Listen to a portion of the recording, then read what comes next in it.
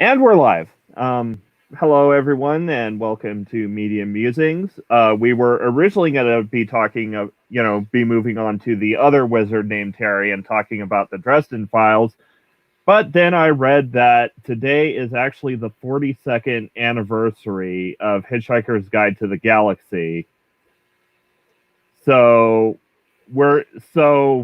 it's an opportunity too perfect to pass up.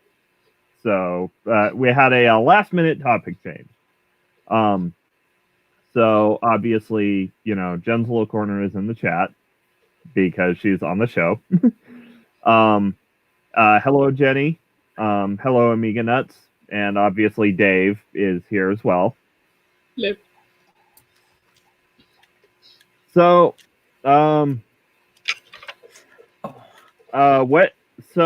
before we get into the discussion, what's everybody's hi Donna. Hi Donna. What's everybody's experience with the Hitchhiker's Guide to the Galaxy? Like, for instance, I've basically read the books and then saw the new movie. Oh, okay. Wow. Movie. I've started my love of Hitchhiker's Guide to the Galaxy with the radio shows. Yeah. So I remember spending Sundays. It was sitting at lunchtime. We'd have lunch and we'd sit and listen to the radio shows on the actual radio. Because I'm old enough for that to be a thing. Was it called a wireless then? Yeah, Dad would say wireless, but I called it a radio. And hello, Hissy's Hideaway. We'd also on Wednesday nights listen to the Goon Show, but they were, of course, repeats. I'm not that old. And then I read the books. Yeah. I've got all the books. I've read them all. Love them. I watched the BBC television series, which is brilliant, although missing in a lot of details. And I've seen the movie, which is missing in even more details than the BBC TV series. So, but that's nothing to criticize about because Douglas Adams deliberately made them all different so that you could get something different from each one. They're the same story, but they're slightly different, almost like you're in a different universe. Yeah, and of course, and Douglas Adams is like, every version is the definitive version. Yeah, every version is the definitive version. So. Yeah. Apart from the movie. The movie's fine, Dave. Well, yeah, I mean, the only reason the movie isn't also a definitive version is probably because he died before he could say it's a definitive version. Yeah, but he did help write the script, so you can't knock it that bad. But it was written with a more international audience in mind, whereas the originals were all written for somebody with a very British sense of humor in mind. So. Yeah. Which suits you fine, doesn't it? Yeah. Yeah, I don't have any Hitchhiker's Guide to the Galaxy shirts, but I do know that Douglas Adams did write episodes of Classic Who, so. Yeah. Who makes so much more sense when you realize that. Yeah. Yeah. And Amiga Nuts. Sorry, let's not talk Doctor Who. Please, let's not talk Doctor Who. Amiga Nuts, not so much an opportunist as look at the name of my channel, One Ring 42. Obviously, I'm a fan of Hitchhiker's Guide to the Galaxy. It's more like the stars aligned and I couldn't not do it.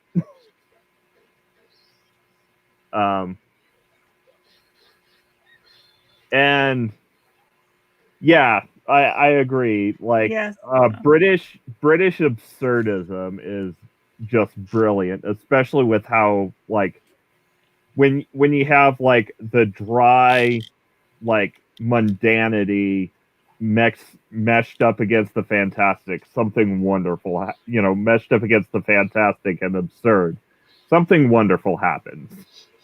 Please enjoy your trip through this door. Yeah. I can't believe that they tried to make some of the more absurd things reality on TV. I mean, I always go back to the washing up of the prom, as opposed to the ocean waves washing up on the prom. It's the prom washing on the ocean waves as the Infinity Drive. The Impossible. And they actually tried to make it work. Yeah. For the time when I made it, considering it was made in the 80s, it was quite impressive, really, for a TV episode, TV series. I mean, it was far and above what they were doing on Doctor Who. At the same time, they spent a lot of money on it, though. Yeah. So, for the BBC, yeah. So, out of the books, which is your favorite? Oh. Yeah, that's. It's hard to gauge that. I'm probably. It's probably easier to say which is my least favorite, which is Restaurant at the End of the Universe. Why? But only because it buggers off from the main characters for so long. All that little side bit with Zaphod in his little own parallel universe is really annoying. That's probably and I still loved it. That's the point. It's my least favorite, and I loved it, and I'd happily read it again. I think the original is my favorite, though. Hitchhiker's Guide, the actual original book, is my favorite. If you're going to go with the books, but I actually prefer the radio series. Yes, I completely agree. Do you include the 6th book? So what book? Mostly Harmless. No, that's the 5th book. The 5th book? Which one's the 5th? Isn't the So Long and 6th Thanks for All the one, Fish? No. No, the 6th one is young Zaphod plays it safe, right? Oh, I can't remember, which is going to really annoy me. It's the one that was released after his death. Okay. Salmon of Doubt. Oh, the Salmon of Doubt, yes. Unfortunately, I have not read that one. Neither have I. Give me a sec. I'll go grab them all. I've got it. I just haven't read it.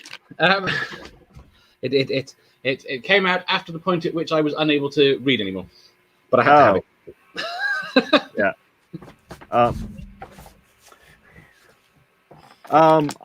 I'd say my favorite is Life, the Universe, and Everything.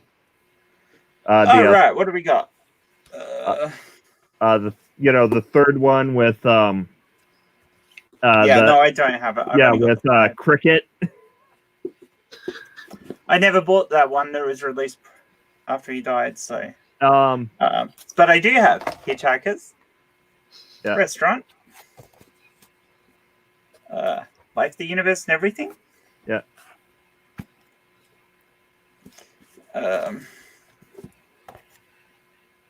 It's mostly Harmless next, isn't it? No, it's it's So Long and Thanks for All the Fish. Mostly Harmless. And then Mostly Harmless, which is my only hardcover one. Yeah. In the set. And then of course, because it's really important, you've got to have these as well. Because these are awesome. Oh yeah. And not the stupid Netflix TV series, which was retarded. No, the next. If you think, I think it was Amazon Prime. You're pulling a Good Omens there. Right. No, I'm not. It was on Netflix. If you forget, it was on Netflix for me. To do with Douglas Adams. Yes. It was. Yes, fun. If you forget, it was supposed to be Dirk Gently. It was awesome. Yes. If they had not called Dirk Gently, I would have been way happier. Yes, I completely agree. I absolutely loved it, but I was constantly banging my head against the wall trying to relate it.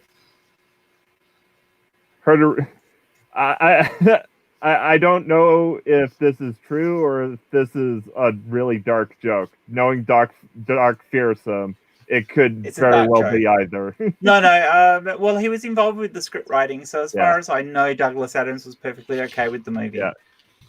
Being involved with the script writing, though, and being involved with the edit. Yes, but he couldn't be involved with the edit because he died during production, so... And, but, so my favorite book is, Life, the Universe, and Everything, though one of my favorite gags is actually from Hitchhiker's Guide, and it's really, really dark. Which one? It's when they're on the copy of Earth. You know, when they're on Earth 2.0 and they're being attacked by the aliens in the suits, and the aliens in the suits suddenly die because Marvin made the ship kill itself.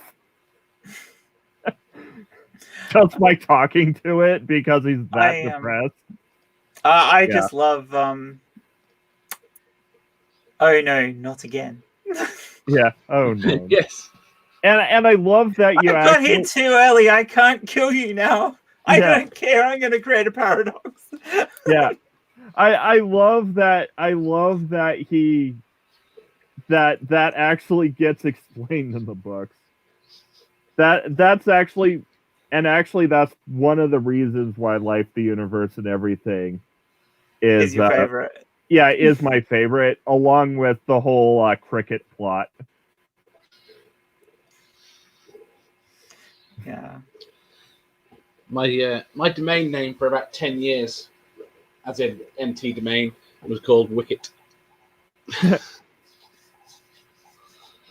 I showed you the link to the Hitchhiker's Guide to the Daleks, didn't I? Yeah. Yes, that is brilliant. Yeah. If you're into Doctor Who and you love Hitchhikers, go search that up on YouTube. The person who made it did an absolutely brilliant job of creating something that looks like an entry in the guide about the Daleks, and it's in the same vein of humor. And they got a guy who sounds like Terry Jones read the book, didn't he? So yeah, he sounded like Terry Jones to actually do the book. Oh, I hadn't thought of that. And then God disappears in a puff of logic. Puff of logic. The Babelfish proves you exist, so therefore you don't. Yeah. Yeah. Without faith, I am nothing. Oh, look, it's a great prophet Zarkon. Am I a little late?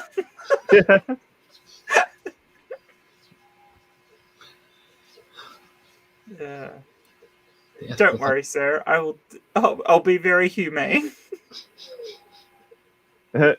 Being involved with the scripting and being involved with the edit. So what's J.K. Rowling's excuse? Oh, yeah, it's not. Give you that one, Hissy. Yeah, it's not Media Musings if we don't rag on J.K. a little bit. Yeah. So yeah, no, there isn't a single book in the series I don't like. They're just so good. Yeah.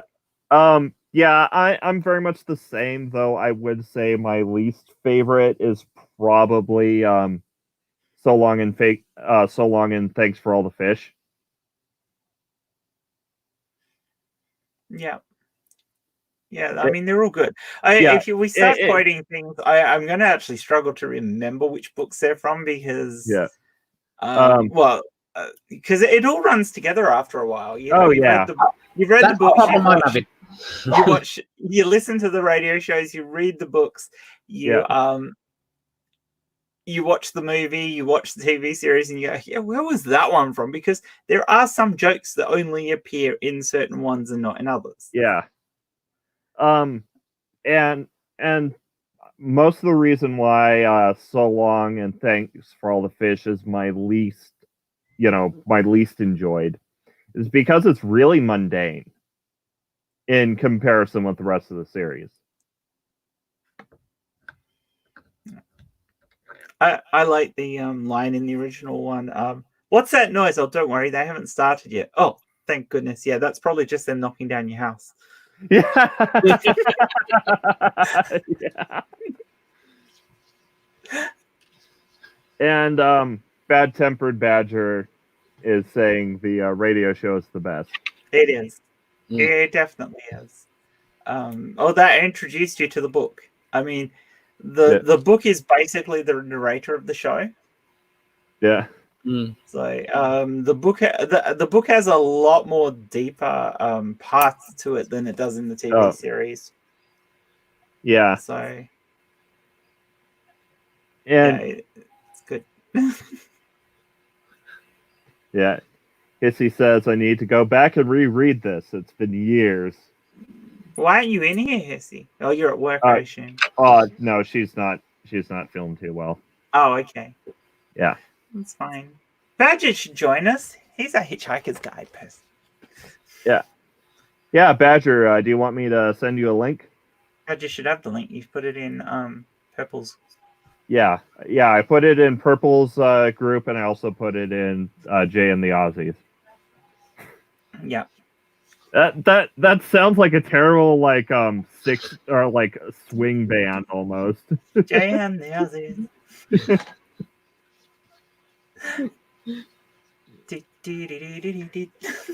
But yeah,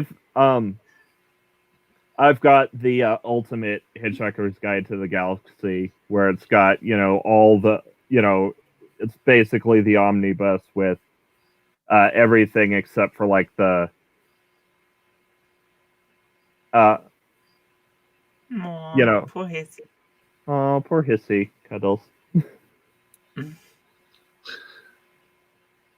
But it's the omnibus with all of them except for Salmon and Doubt in it.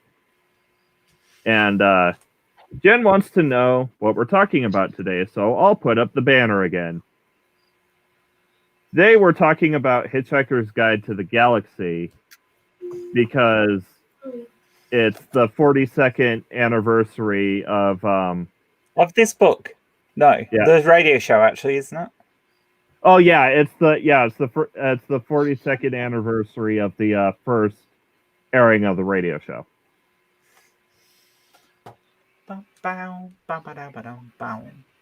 Is it really a radio show? Isn't it more of a tell? Yeah, radio tell. They still call it radio show. Play. Radio play. Yes, actually, that's more accurate. Radio play or radio dramatization. I wonder if we get a copyright bing if we played the very first part of the radio show. Probably. Yeah. The BBC actually aren't too bad on that generally. What we should have done is got the script and acted it. Yeah. Could still grab a script online. Are we looking? Are we? I was going to, but nothing. If you lock in, I'm not looking. But what's really great about the Hitchhiker's Guide to the Galaxy, as a series, and the work of Douglas Adams in general, is how it basically looks at the universe through an absurdist lens. And yeah, look how old my book is. It's gone yellow. Yeah. You're going to make me move and get a camera. Yeah. The pages are actually falling apart. Oh, that's how long I got this book. Yeah. March 1978 was the first ever transmission of Douglas Adams' The Hitchhiker's Guide to the Galaxy on BBC Radio 4. Yep. March 2020 marks the 42nd anniversary of that. Specifically March 8th, 2020, which is today. I bought this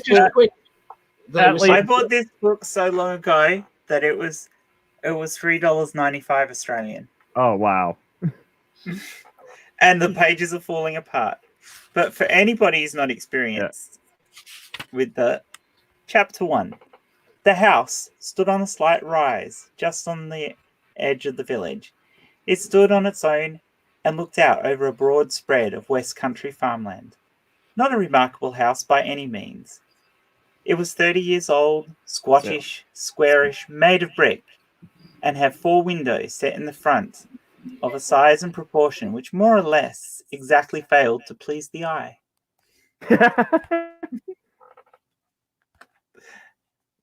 And the whole book is like that. Yeah. The radio show is similar. And hello, Badger. It seems like you've perhaps hijacked the Heart of Gold.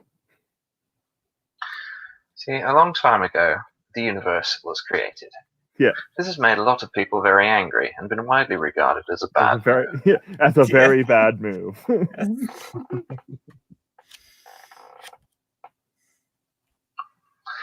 Personally, I prefer the creation account of Great Green Arkle Seizure. Yeah. Yes, there's a species that believes that the universe was in fact sneezed out of the nose of a being called the Great Green Arkle Seizure, and they live in perpetual terror of the time they call the coming of the Great White Handkerchief.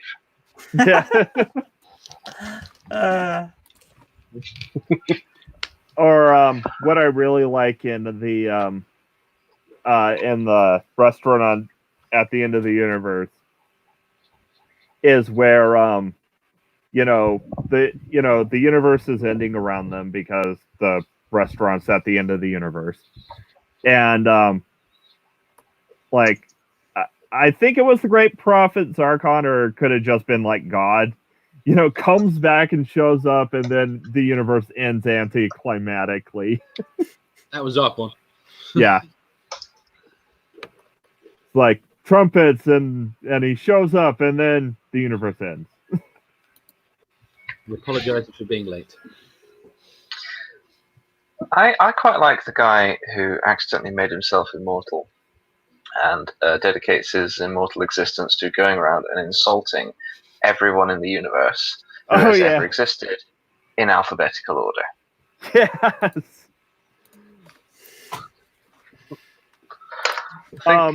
If I became immortal, I think that's something I might do. Yeah. You're going to become immortal? Yeah, just so that I can go around the entire universe and insult absolutely everyone. Yeah. Just because I think it's short enough and you won't get pinged for it because it's so old. Yeah.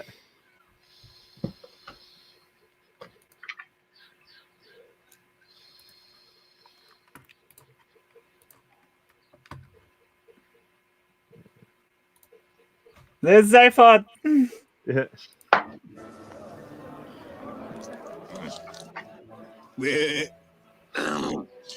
Good evening, madame and gentlemen. I am the main dish of the day. May I interest you in parts of my day? All we need to do is comment on the ethics of it. Yeah. For an animal that wants to be eaten. Yeah. Could a vegan eat it? Yeah. Well, that would be a good question, wouldn't it? It wants to be eaten. If It's been growing.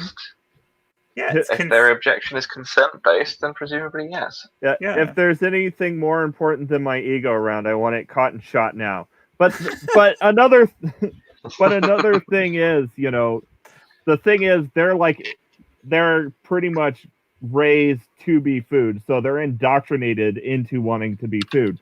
So is that actually ethical? Oh, but are they indoctrinated, or is it an innate part of their culture and psyche? But are they? Oh, I'm going to go with that it is, because it actually kind of looks tasty.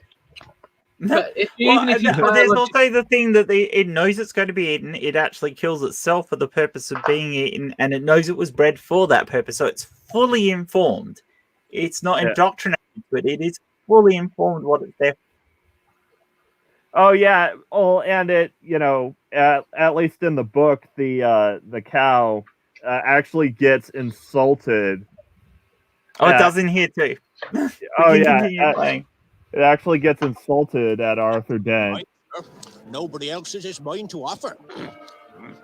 The rump is very good, sir. I have been exercising and eating plenty of grain, so there's a lot of good meat there. Or a casserole of meat, perhaps. You mean this animal actually wants us to eat it? Yeah. Me? I don't mean anything. It looks like a tardigrade.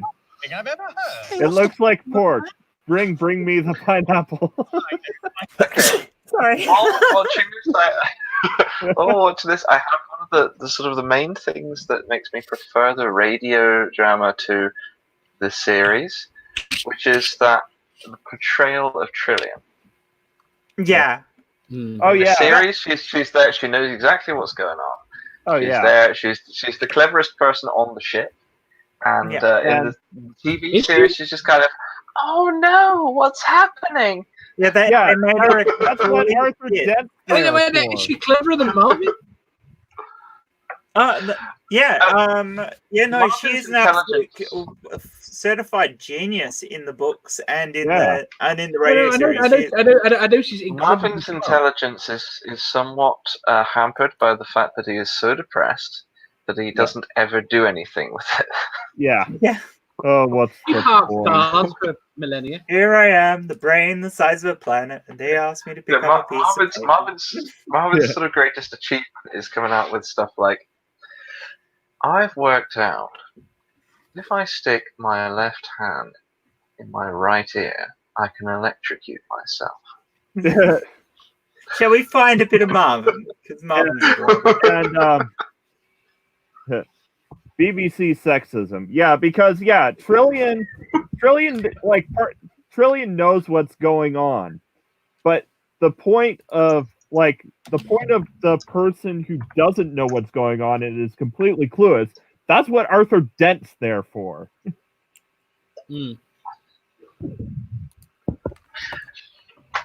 I very much enjoy Arthur Dent, particularly because he travels the galaxy in a dressing gown. Oh, yeah. There we go, Marvin. Yeah. Sorry. Did I say something wrong? Pardon me for breathing, which I never do anyway, so I don't know why I bother to say it. Oh, God, I'm so depressed. Yeah. It's another one of those self-satisfying doors. Life. Don't talk to me about life. You even mentioned it. I will say that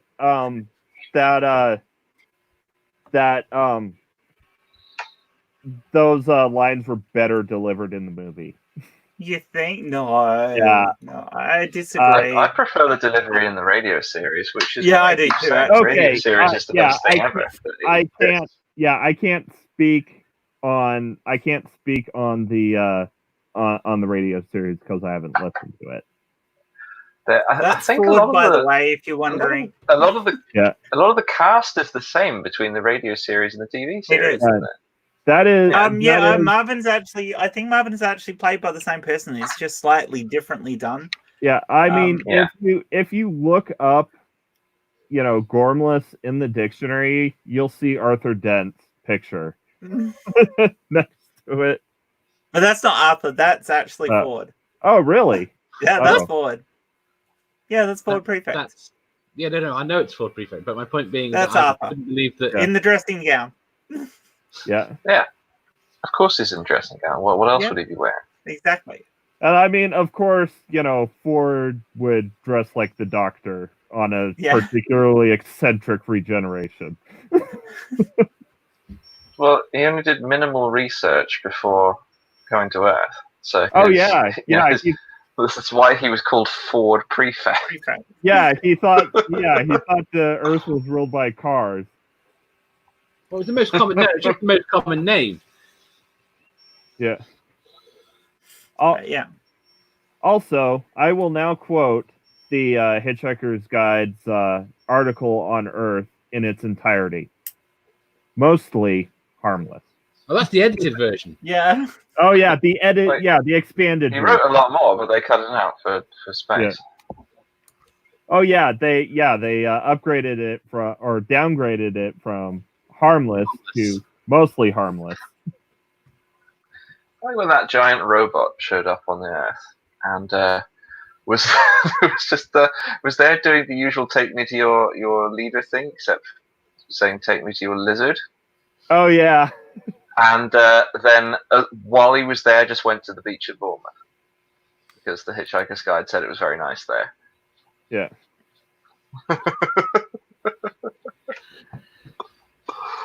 Why did this species attack Earth, the miniature ones? Which ones?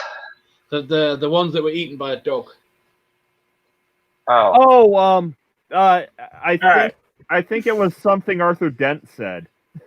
Oh yeah. And it went through a wormhole, and they heard it, and they became so. And then they got ate by the dog. Yeah. Yeah, that's it. And the book explains that these mishaps of scale happen all the time. Yeah. Yeah. Let's have a listen to the book. Okay. So I've just started rendering a video, and it's going to take literally years. All right. Well, we have the book, so we'll go full screen.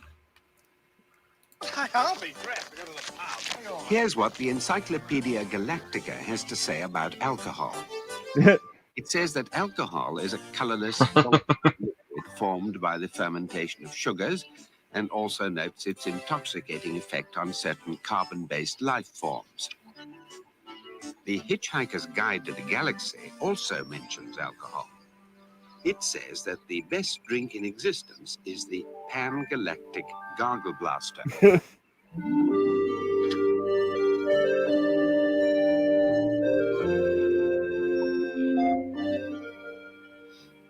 The effect of which is like having your brains smashed with a slice of lemon, wrapped around a large gold brick.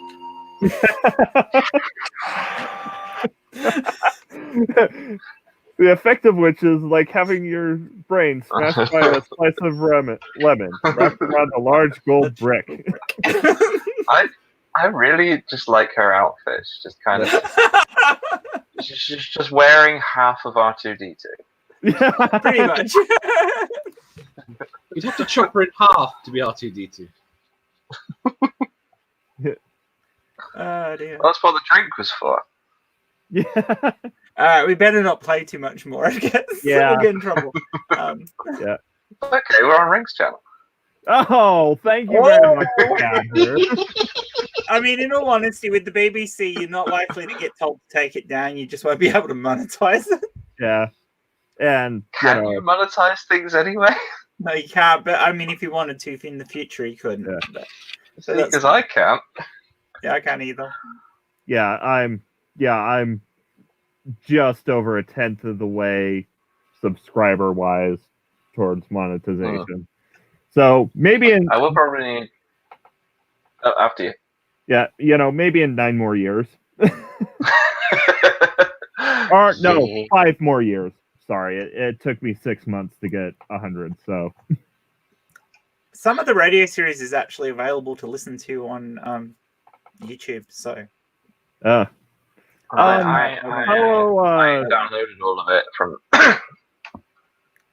from. Remember Sammy Jenkins? We are talking about Hitchhiker's Guide to the Galaxy in celebration of the 42nd anniversary of the radio series. Which did in fact come first? I have a quick aside, which is that I had a little chat with Jesus is Lord a while ago. Yeah. Well, the other day actually. Yeah.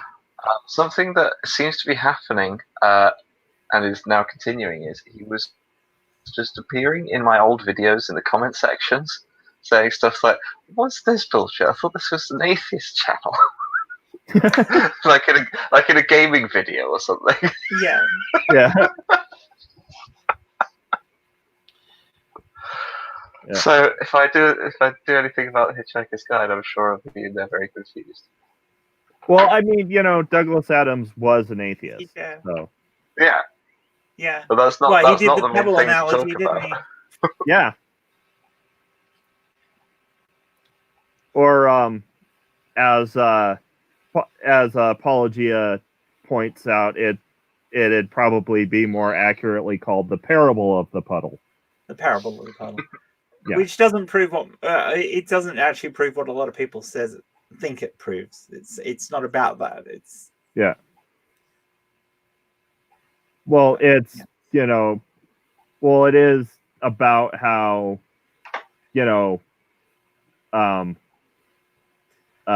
fine tuning can look like fine tuning from the inside when it's not necessarily the case. Yeah, it's about making sure that you take your own perspective, the perspective that you're looking at things from into account. Yeah. More so than saying fine tuning isn't a thing. It's more a case of you've got to take the perspective that you're coming from to look at that because I mean, there's no such thing as fine tuning anyway. It's just a load of bullshit. Yeah. We couldn't live. Well, Well, the only way we could live in a universe less fine-tuned for life is if there wasn't any life in it. Yeah. Or if there wasn't any complex life. Yeah. Yeah, that would work too. Yeah, because, simple life can live practically anywhere. Even probably in space. Yeah. I want to find that soon. Well, I mean, these are the things I want before I die. What? To find aliens? To find life, not intelligent life, but for it to be proven that life is everywhere. Well, the chances of life not being ubiquitous, I think, is quite low. Yes. The chances.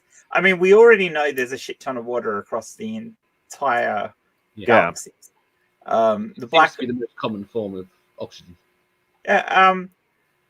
The supermassive black hole at the center of the galaxy makes water. The jets that come out of black holes actually create water. Yeah. When they mix the atoms together. So you actually get black holes making water, which is kind of cool. Considering you normally think of them as things of destruction, they make a lot of the organic molecules and water that we need to have life. So yeah. And destruction comes life. Yeah. Well, let's hope that if we do encounter an alien race, it's not one that's going to destroy our planet to make way for a hyperspace bypass. We don't need an alien race to destroy the planet. I just love the whole fact of when you get to the end of the stories, the whole reason why the Vogons want to destroy Earth is because at somewhere in the past, one of their leaders decided that this was where the fault lied. Yeah. What? Yeah. Yeah. So we can't take responsibilities for ourselves, so we're going to blame here. Yeah. That sounds like something they do, and they'd be really bureaucratic about it, and then the records would get lost. Yeah, that was the whole point. They'd be trying to do it for thousands of years, and they were just so good at doing that they got themselves into this thing. It became their religion. We pointed to a star chart, picked a planet, and said it's their fault that we have such shit lives, so we're going to destroy them. And it became their entire drive for their entire species. Yeah. On finding intelligent life, I'm convinced it's desperation and not curiosity that made us start looking for it in space after failing to find it here. I'm sure there was a song that ended like that. Yeah. Right, I seem to have crashed my webcam software, so you just have this picture for the moment. All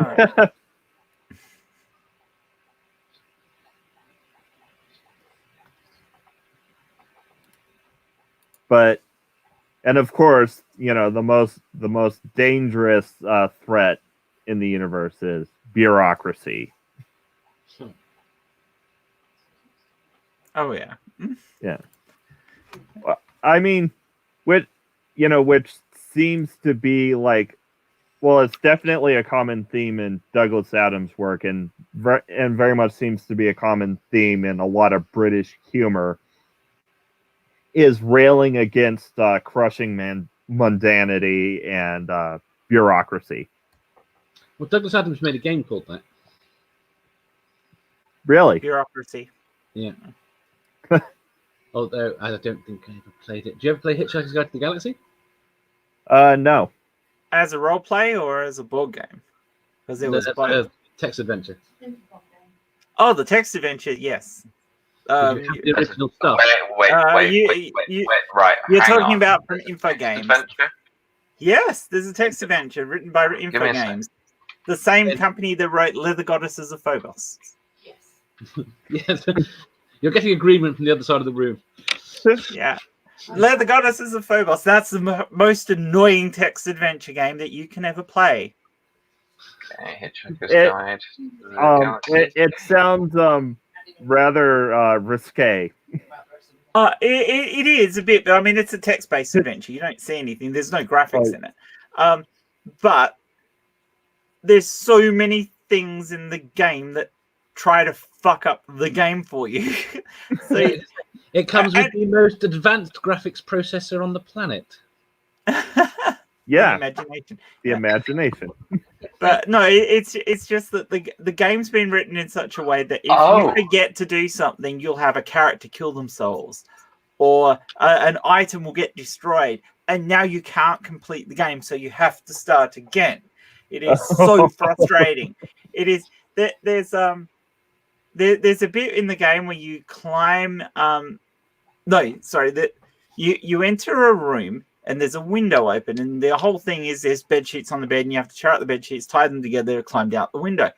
Yeah. But you've got somebody following you at the time. If you walk into the room and don't ask them to stay outside first, they jump out the window and kill themselves. What? Yeah. And it takes you forever playing back to this point in the game, trying to figure out how you stop the person from killing themselves, because you need them for the next bit, and still climb out this window. You see, this is how you get hundreds of hours of gameplay from simple games. Yeah, it's not a big game. It's just really, really frustrating.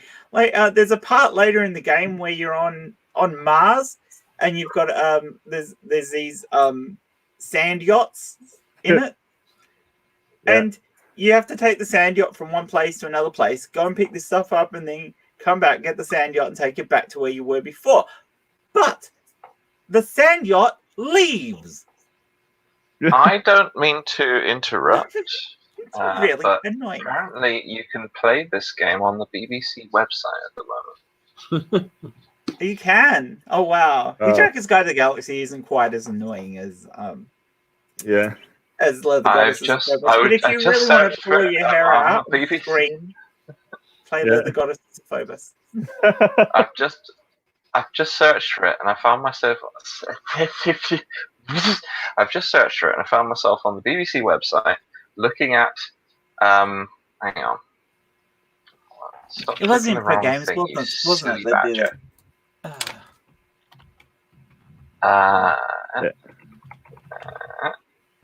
Oh, that's right. There were two versions. There was a secondary Leather Goddesses of Phobos. I forgot about that. I've never played the second one. It's available for MS DOS, so you could get it and play it in a window. Oh. I think they're actually the data files for the game you can use with an up-to-date player now. Yeah, you can. Okay, so does this look right to you? Yeah, and it's available on Abandonware, so you can get Infocom. That's right. Also available on the BBC, apparently. Yeah, BBC Microbeer. I'm going to see what I can do. You wake up, the room is spinning very gently around your head, or at least it would be if you could see, which you can't. I tried typing in Vogon because I completely misunderstood what I was looking at when I first came to this page. So I'm going to type look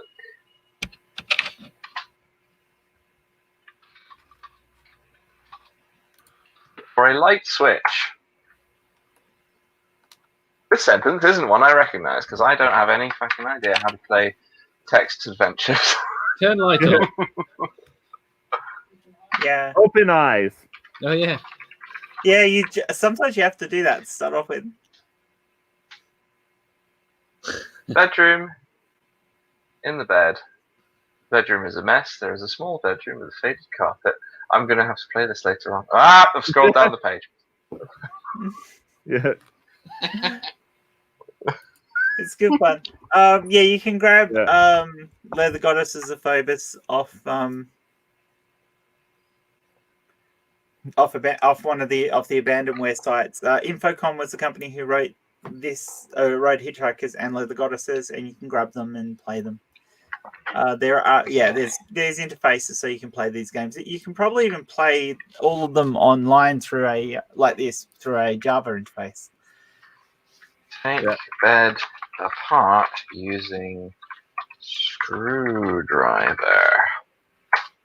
Do you know when this was written, Badger? Nope. 82, wasn't it? Okay. I don't know the word apart.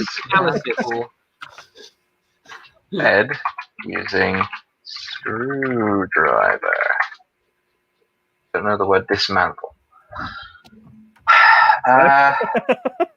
Smash bed. 84, sorry, I was wrong. 84 it came out in.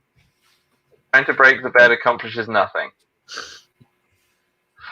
Okay, what manner of input does this game want from me?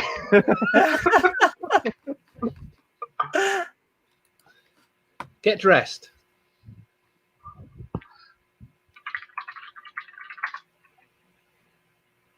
You're not holding your gown. Pick up gown. Gown. Yeah, pick up gown. The gown, it hasn't mentioned there being a gown in this room, but it's in the picture though. Yeah, Okay. it is in the picture. A gown. Can't reach it from the bed. The effort almost kills you.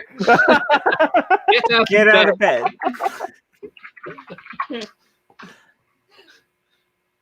Very difficult, but you manage it. The room is still spinning. It dips and sways a little. Put on gown. When I hold it. You don't have it yet. Pick up gown. Pick up gown. Get gown. Luckily, this is this is large enough for you to get hold of. You notice something in the pocket. Look in pocket. It's hard to open or close the pocket unless you're wearing a gown.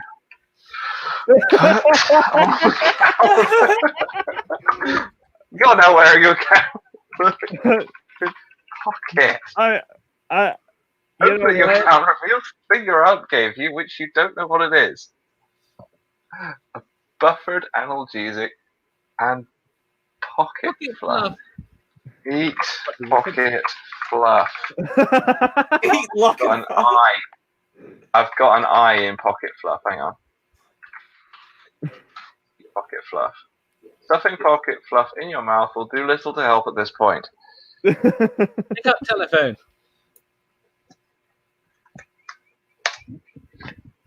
Pick up telephone. Lunge for it, but the room spins nauseatingly away. The floor gives you a light tap on the forehead.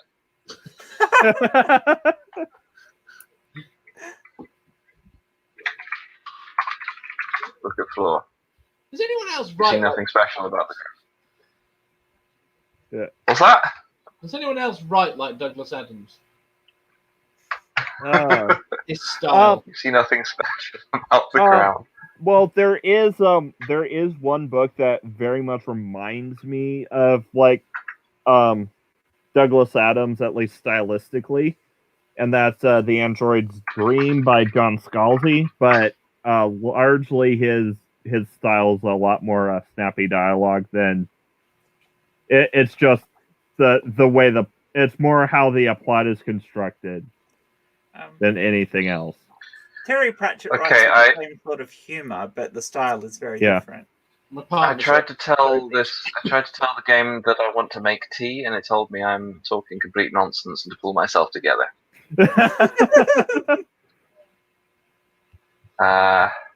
Okay. So, get up. You are already well, I just fell on the floor! Pick up screwdriver. Run for it, and I'm on the floor again. Open drawers. Is this what we're going to do all stream? Is watch Badger play Joker's Guide to the Galaxy? Turn off light. It's somewhat thematic, you know, watching him just rail against the mundanity of an uncaring interface. I tried to turn off the light, and it told me it was a totally unhelpful idea. Make bed.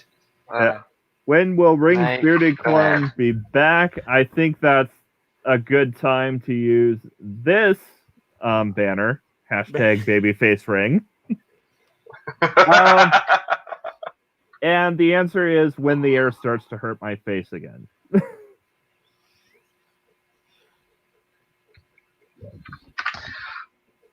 You can't make a bed. Why can I not? Why no make bed? I feel bad. You might use the word make in a way that I don't understand. Turn tap on. Turn tap on. Don't know the word tap. Pick up toothbrush. Slips through your fumbling fingers and hits the carpet with a nerve-shattering bang. Pick it up again. Pick it up again. No. That probably won't work. Why do you tell me to phrase things wrong? Pick up toothbrush. Take toothbrush.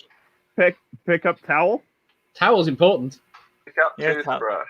It dances by you like a thing possessed. Why don't you have towels? I have a towel. Pick up screwdriver. So you already done that.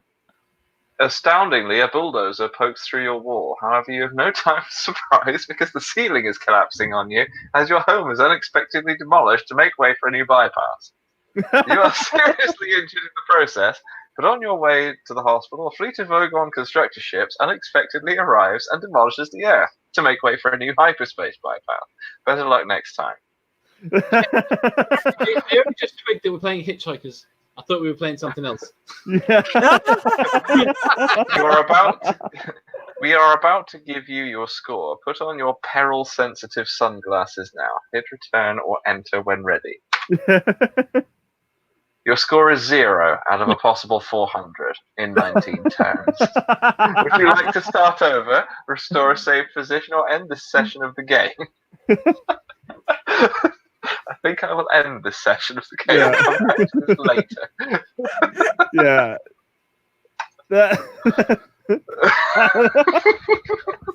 That was like perfect. So what happened was I got out of bed, fell over 3 times, tried to destroy the bed and failed. Couldn't figure out how to take the bed apart using a screwdriver. Put on my dressing gown, tried to eat the fluff from the pocket, and got demolished twice.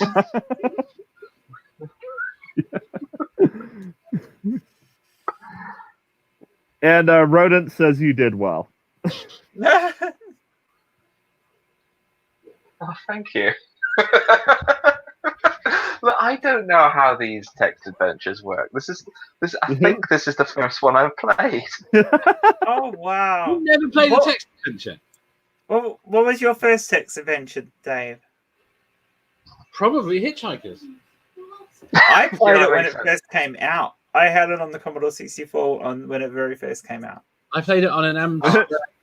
Sounds like a normal day, to be honest. Maybe. Yes. Thank you, Hissy. And you also dropped your toothbrush. Yes, I forgot to that I dropped my toothbrush, and then it kept dancing out of my fingers. Yeah. My first text-based game I ever played was Thermonuclear War Games. Right, my partner's shouting Colossal Caves. Oh, I remember Colossal Caves. That was an interesting game. That was apparently the first text adventure. Yeah. Yeah, I don't think I've really played any text adventures. Play Hitchhikers. Yeah. It's frustrating and fun, but you really need to get the stuff. Yeah. All text games are frustrating and fun. Also, hello, Raven. Yeah, and... Have you mudded? Then. Jen. Sorry? Have you mudded? Mudded? Oh, a long time ago. Back in the old text mud days, not modern muds. They were all text based. No, you can get graphical muds now. No, they're not muds though. Oh, the underlying functions is still text. It just puts a graphic interface over the top of it. So I'm trying to think what the earliest video games that I played were. First time I played a mud was in about 94 on the internet. 94. Did you ever? There was a big one in the Netherlands called Igor. Oh yeah, but I'm sorry, but you can't say 94 without me saying 94. Yeah. 94. But I will repeat it back to you in an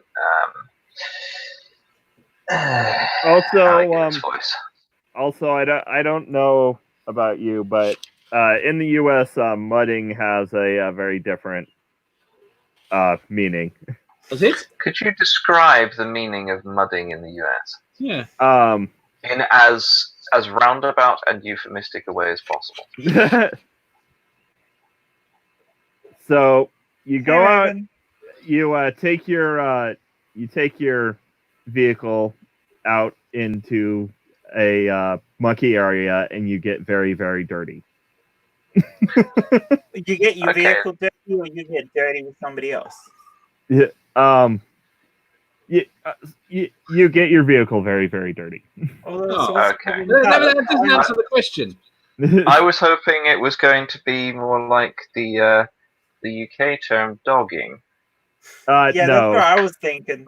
Yeah, it's when Hicks get their vehicles purposefully stuck in mud and then try and get out. We have greenfielding. We take 4x4s out in rough places and constantly get stuck. Yeah, it's basically the same thing, only it's, like in like lake beds and shit. That's not nearly as fun. Mud stands for multi-user dungeon. I kind of want to play more Hitchhiker. Yeah. Old people take over. Text adventures can be really, really addictive. Especially if they're well written and they've got light Hitchhikers, yeah. They can also be incredibly frustrating. Also, I talking about stupid things people do in cars reminds me of like one of how in Hitchhiker's Guide to the Galaxy, all the UFO appearances are alien teenagers buzzing by the planet. Buzzing, that's it, yeah. They behind some old person going beep, beep, beep, beep, beep. It's really silly. Yeah. Okay, I found one of the earliest games that I played. Yeah. It was Star Wars Jedi Knight Dark Forces 2. So a 3D game. Oh. Yes, it was just a second. So does anyone want to hear my spare tire story? Yeah, yes. Go on. Yes. Okay. So I had just gotten my Honda Civic. Paid it off in full. When I bought it, because I had just gotten back from Afghanistan. Drove all the way down to Fort Campbell from Montana, and I decided to stop by Walmart to get spare tire and tire changing things, because I couldn't find it in my trunk.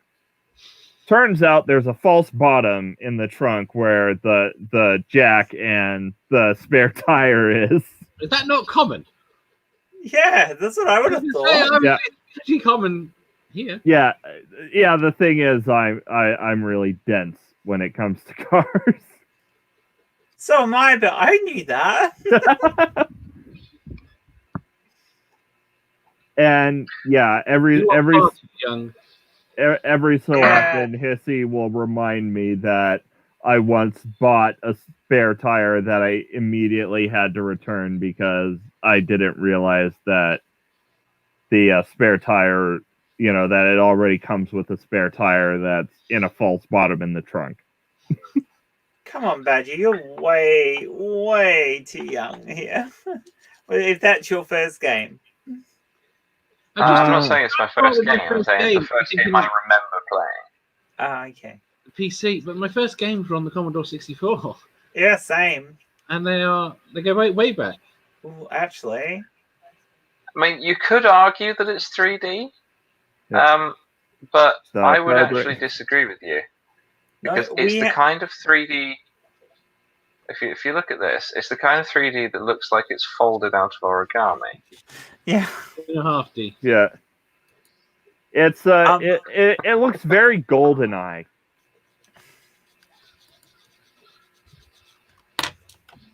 And yeah, the helmet story does still win, and of course you brought up the helmet story. Oh, and I'm gonna hold off on that helmet story until I hit 150.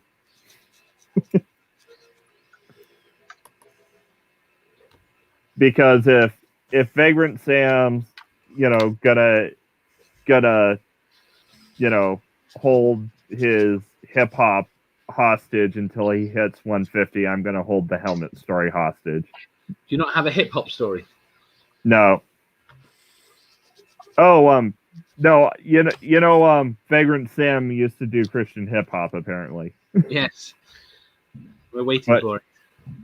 Christian hip hop. Yeah. And he actually found a recording of one of his group's songs, and he's holding that recording hostage until he hits 150 subscribers. I see. When we're talking about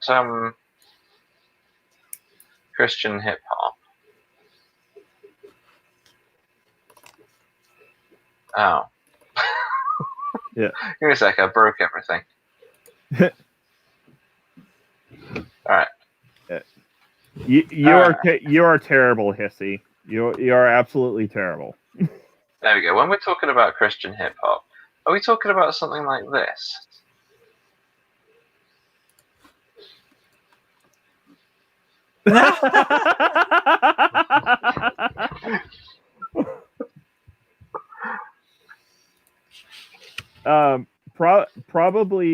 Probably, maybe, and I know, Vagrant Sam will probably not like me for saying this, because I'm not as well versed in Christian hip hop as he is, because it didn't really take off in the area I live in, because we're all white here. We're all white down here in South Africa. Yeah.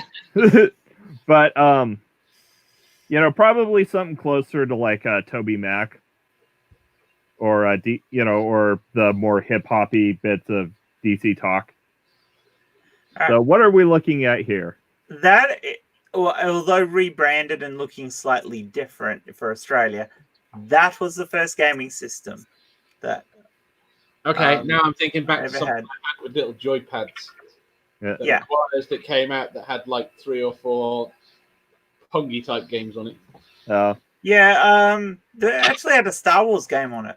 Yeah. Well, okay. I'm going to make you two feel absolutely ancient. The first gaming system I had any experience with was the PlayStation 1. Okay. Oh dear. Let me see if I can find a look at something like my original gaming setup. Also, what was your favorite game on the Commodore 64? I can't. I can only remember 2 games. Oh yeah, which one? Also, the very stable milking stool says Venezuela. He usually does. And the other one was a game called Zodiac, which had the American national anthem or Star Spangled Banner or some American thing on the spacecraft that I haven't found elsewhere. They're the only 2 games I can remember. Oh, Paperboy! 3 games. Yeah. There you go. My favorite.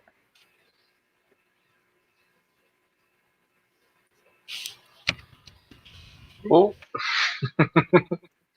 Oh, you guys can't hear the sound because I didn't share it, did I? No, you didn't. Well, that's bringing back something. I'll do the sound effects for you. The sound effects are really good because it's a Commodore 64. Yeah. Okay, here's. Oh, hold on. Oh, we broke Dave. No, I was gonna remove the thing, and then Jen removed the thing, and I accidentally removed Dave. Okay, here is not my original gaming setup, but very similar to my original gaming setup. Yeah, I built hundreds of computers like that. Yeah. Also, as a quick reminder, we are technically talking about Hitchhiker's Guide to the Galaxy. Yeah. Yeah. You reading the chat, Badger? I will. And this was my other favorite game back in 8 bits. So poor deprived child. Can you go up one post in the chat from that one? Commodore 64 game released in why do we have person's voiceover? Game. What the fuck? Yeah, I don't care what he says. What am I supposed to do? Go away. Bouncy ball. There. Yeah, so now I'm reading the chat and I see some stuff. Yeah. Apparently, Orla really, really, really likes you, Badger. So I've realised in the chat there. Yeah. And I actually just flicked over to look at Twitter just now and found a related tweet. I'm not sure if that should be shared. All right, well, let's get back to the actual topic of Hitchhiker's Guide to the Galaxy. Now that we got completely sidetracked because of Hitchhiker's Guide to the Galaxy. But that's what it does to you. Fun text adventures in Hitchhikers. You should play the text adventure. Yeah. Definitely.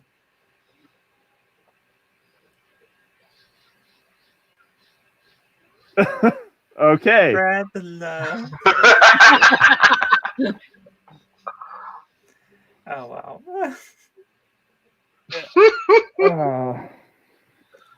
Hitchhiker's Guide, yes. Who's your favorite character? Ooh. Probably Ford. But I'm hard pushed. There are so many good characters across all the books. Yeah. I'm gonna go with Slarty Bartfast. Yeah, that's where I was heading. I'm out of the main characters, it's hard to choose. But favorite overall character is Agrajag. Which one's Agrajag? The one who keeps getting killed by Arthur Dent. Yeah. Oh yeah. Okay. Agrajag is an interesting character. Is that the character that is was the bowl voiced by Douglas Adams? Ooh. I don't remember. I'm good. Right. Be right back. Well, actually, I'm not going anywhere. I'm still here. I'm just typing. Or, or like, though what also one of my favorite things is like, when Arthur Dent and Ford get stuck in, on prehistoric Earth, Arthur Dent kills a rabbit and makes a rather nice bag out of its skin. Yep. And then crushes a fly with that bag. It turns out that he killed Agrajag with the corpse of his previous incarnation. Yes. I feel like he needs to kill Arthur. He tried. Yeah, he failed. Well, actually, he tried. And he failed. I think he managed to do it in mostly harmless, possibly, because it's like we're like the last time we encountered each other was on Stravamula Beta, the last time you killed me was on Stravamula Beta. It's like, where's Stravamula Beta? I got you too early. Yeah, that one. Yep. Yeah. So, but actually, no. Actually, now that I remember, Dent killed Agrajag the last time in the club. Strava, Mueller, Beta on Earth, and that's when the Vogons destroyed all the possible Earths. Yeah. Yeah. Which sort of ends the whole story, which is kind of a very negative way to end everything. Yeah. Well, I mean that's kind of the point, is like the Earth isn't really, or I don't know. It seems to me that that's kind of the point of the series. One of the points of the series is the Earth isn't really all that important in the grand scale of things. Yeah, it's just important to Arthur. Yeah. Oh.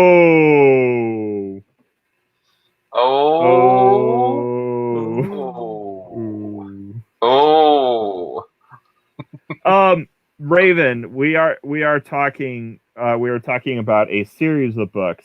A trilogy, if you'd say. A trilogy in 5 parts. Well, 6 parts if you include the one that nobody ever includes. So yeah. I'm having a lot of difficulty here. You start with that one. Yeah.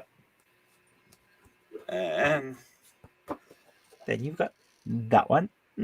Yeah. And these are all falling apart because I've had them that long. Life, the Universe, and Everything, which is an awesome book. Yeah. Then we have So Long and Thanks for All the Fish. Yeah. And last but not least, Mostly Harmless. And let's spoil it by reading the last bit. Yeah. And okay, hold on.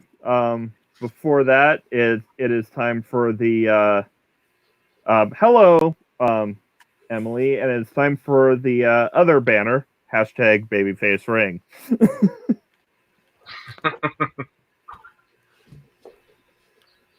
Yeah.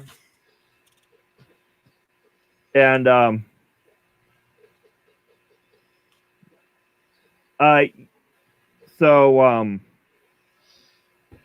Raven, yeah, or you could get the Ultimate Hitchhiker's Guide to the Galaxy, which has all of them in one volume.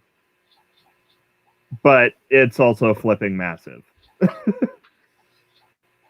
it fit brilliantly on fashionable coffee tables? Oh, yes. It is the book everyone should own. Yeah. Especially if you have a lot of if you're going on a rather long flight or a really long car drive. I won't ruin it. Yeah. Because you basically did say the end of it before, so yeah. And okay, I'll look into it. Meanwhile, while you're at it, make Jay watch Life of Brian. Do you know where the 6th book apparently takes it? Where? No, I haven't read Sam and Oh, as actually to Dave or Badger if they've read it. What? The 6th book, the 6th Hitchhiker book. I mean, Caroline's read it, but she can't remember it, so it can't have been that good.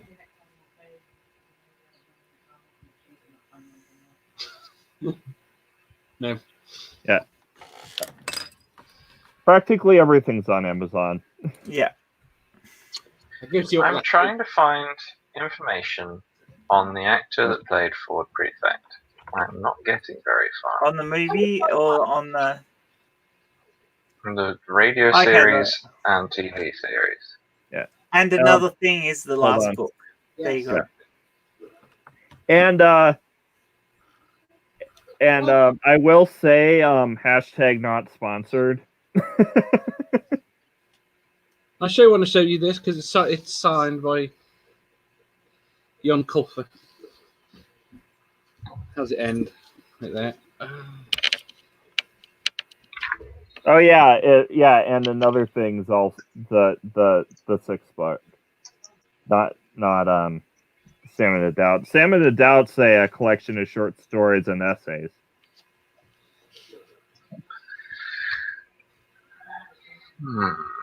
Well, Arthur Dent's still alive at the end. Yeah. With Zaphod. Swearing about Vogons. And, okay. So, anyone remember where Earth is located? In the Okay. Somewhere in a western spiral arm of a relatively insignificant galaxy. Okay. We call the Milky Way. And another thing was because the Salmon of Doubt was basically Adams's notes for what he was going to do for the sixth book, compiled but not properly written into a story. And another thing, author Ion Koffler took the notes and a whole heap of things that from Adams's family and that about what he was planning and stuff, and sat down and wrote an actual coherent book. Okay. That follows on. So that would actually may actually be more interesting. And given that Ian Koffler's guy who wrote Artemis Fowl, yeah, he can do comedy writing. So it actually might. Hang on. Who wrote what? Ian Koffler wrote Artemis Fowl. Okay, that's what I thought you said. He wrote the sixth book from the notes that Douglas Adams left. Yeah, so, yeah, that makes sense. But so in a sense, that would probably make more sense to read than Salmon of Doubt because it is actually a coherent book.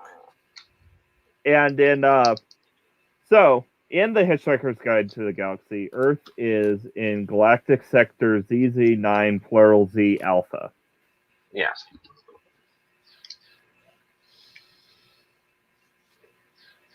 Yeah.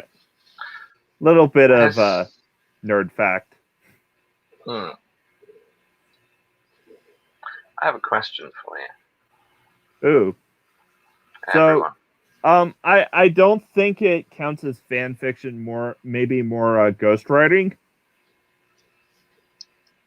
Yeah, because it was just using the original notes and then making the narrative. I think the story was basically written in the notes. Yeah. So you just had to actually write it as a story rather than as notes. Yeah, so I think it's probably more akin to what Christopher Tolkien did with the Silmarillion rather than any fan fiction. Yeah, no, it's definitely based off it. It continues on. It explains how Zaphod rescues them at the end of Mostly Harmless and pisses off the Vogons. So they don't achieve bugger all because they. I have it. Yeah. I'll have to look up and another thing because I wasn't really aware of that. No, I wasn't either until I looked it up just then. I go, oh no, okay, yeah, I want to read that. Yeah. All right, I have a little question for you. Who? You being everyone. Yeah. Have you seen the trailer that popped up on Twitter recently? I'm assuming in many other places, but that's where I saw it, for an Artemis Fowl film. I've seen it. I haven't watched it. I've seen the trailer. I've watched the trailer. Okay, here's another question before I go any further. Do you all like the Artemis Fowl books? I haven't read them. Neither have I. I've read one, and it was a long time ago. Okay, so all of you would likely be the perfect market for the film. People who have not read the books, because if you have read the books, the plot of the trailer gets every aspect of it completely wrong. Does it really? It does. What did they do wrong? Come on, Badger. You can't just leave us like that. Yeah. Well, let me start with the character of Artemis Fowl. Yep. They have the character of Artemis Fowl as discovering a load of the stuff that his father was into at the start of the film. This is not the character of Artemis Fowl. Artemis Fowl already knows at that stage of his life that the first book takes place most of what his father gets up to, and probably knows more about a lot of it than his father does. Another thing they get wrong is what his father actually does. What do they say? Oh, they've gone for Hollywood fantasy action film script 24. That his father is part of some secret organization that does stuff involving the supernatural. That's not what his father does at all in the books. No. Yeah.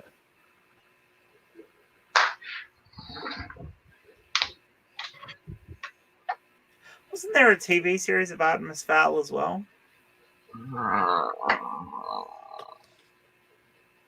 People can't make good adaptations of things anymore. Yeah. Yeah. It always worries me when people go, "Oh, we're gonna make an adaptation of this book," and you go, "Yeah, that's gonna be dreadful." The only one I am really looking forward to is Tiffany Aching, and that's only because Rhianna Pratchett is involved in the production. I heard the Good Omens adaptation was really good. It was absolutely brilliant. I'm definitely gonna have to watch it. But I mean, Neil Gaiman did write the teleplay for it, so. Yeah, I'm also really concerned about their the Wheel of Time adaptation that's rumored. Oh, that's definitely a happening thing. Yeah.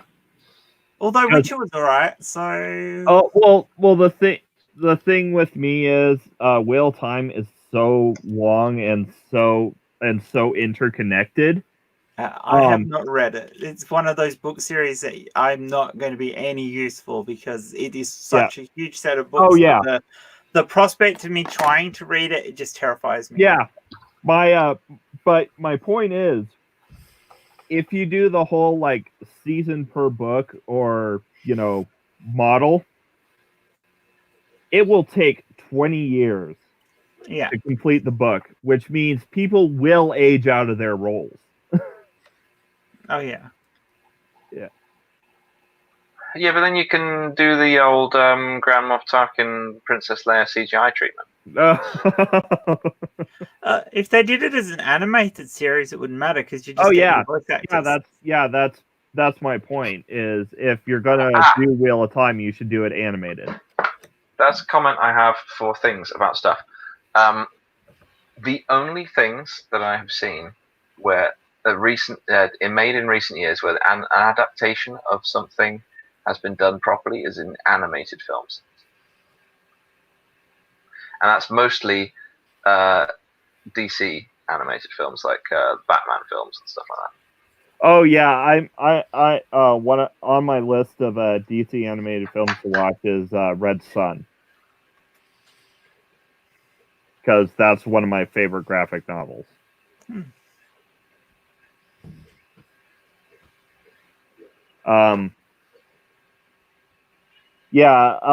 Adaptation is really a fine art. It's an art rather than a science, but people try to treat it as a science. Yeah, most of what they come out with is a load of.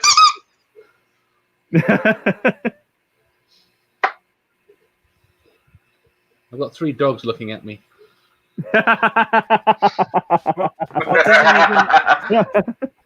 What does the Meganauts want? Updating and checking my address. Can you help me? So if I was to go... I don't understand the question, the Meganauts. What do you want me to help you do? We're going to have barking in a minute.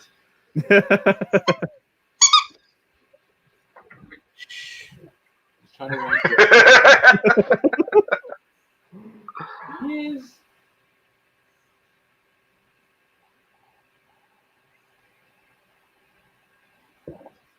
Meganauts wants to know where he lives. Sorry?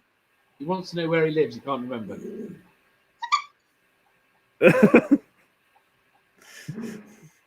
Badger, stop tormenting the dogs. I'm not doing nothing. Antagonizing the puppers. Oh boy.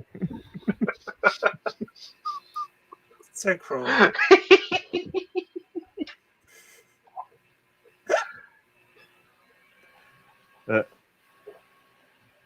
Amiga lives Super you want to know where you are? Okay. of the Okay, well, supercluster of the Milky Way. we're in. Okay, so we're in an outer spiral arm which is the Sagittarius arm. We're on a spur actually of the outer spiral Sagittarius arm within the Milky Way galaxy, which is part of the local group. That local group is part of the Virgo cluster, which is part of Laniakea. Yeah. Yes. Local So galactic that's what group. you want it. Orion? Is it of Orion or is it? Yeah, it might be Orion. I can never remember which arm we're on. In the solar system. Yeah, Or in the solar system.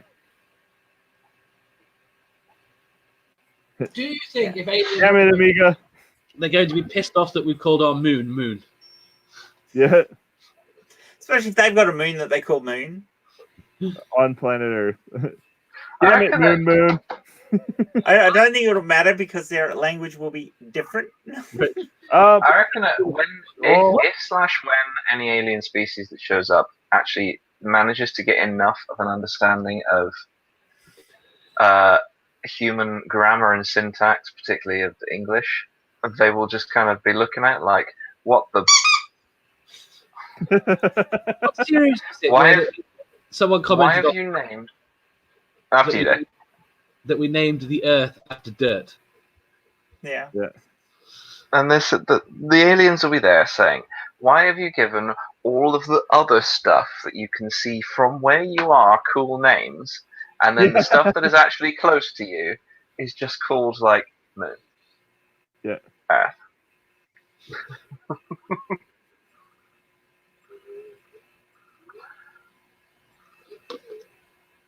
The county of... the hamlet of... Yeah. On the street. Let me read these for you. In the township of the county of... in the hamlet of... They're ignoring you now.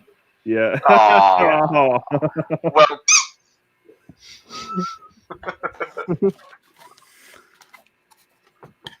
Ignore Squeaky Dracula.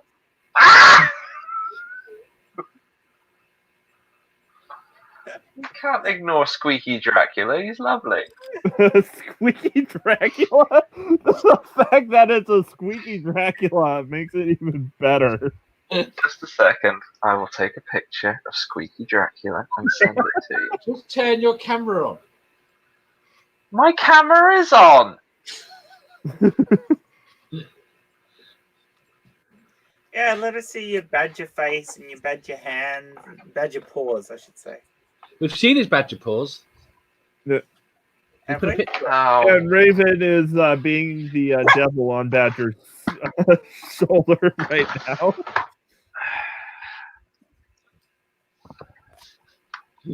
We have so side. How can we have such a great topic and we have so sidetracked ourselves about everything? Yeah. You've met us? Yeah. Yeah, that's right. I mean, it is a shame we haven't had. It's a shame Douglas Adams died young. Yeah. Because we missed out on so much because of that. Yeah. I mean, that he would have been a part of. Another set of books that were as important to me growing up. Yeah. As a kid, yeah, probably. I don't know. No. Well, look, it's difficult because I mean, there were lots of books I loved as a kid. So, I mean, definitely Hitchhiker to the Galaxy. Yeah. I didn't read Hitchhiker's Guide to the Galaxy until I had reached high school, but that's not because of my upbringing. It's because of how I am with reading things in order. and I won't start a series until I'm sure that I'm starting at the beginning. And that sounds completely normal. I can't comprehend someone that wouldn't. What you're describing to me is the opposite of insane. Yeah. Okay. So basically, in a random bookshop, see a book on the shelf, you buy it. It's the 5th book of a 15-book series, and you're there just like, this is great. I got no idea who any of these people are. I can't do that. I have to find the first book. I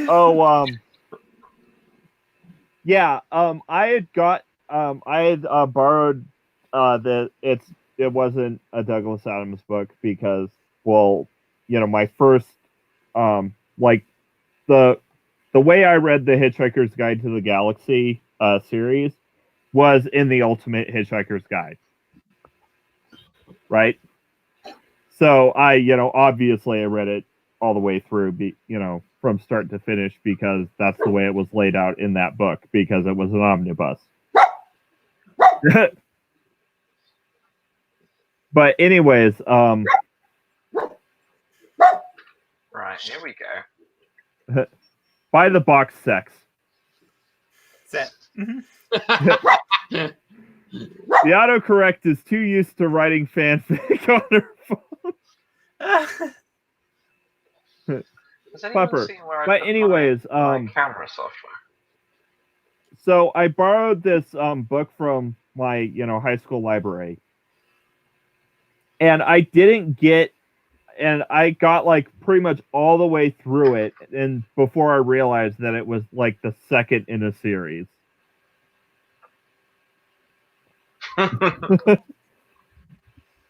That's pretty sad, actually. Yeah. Well, actually, I think it was more that it was rather well, it was rather well written, in that it very much was written in a way that it didn't have to be. Yeah.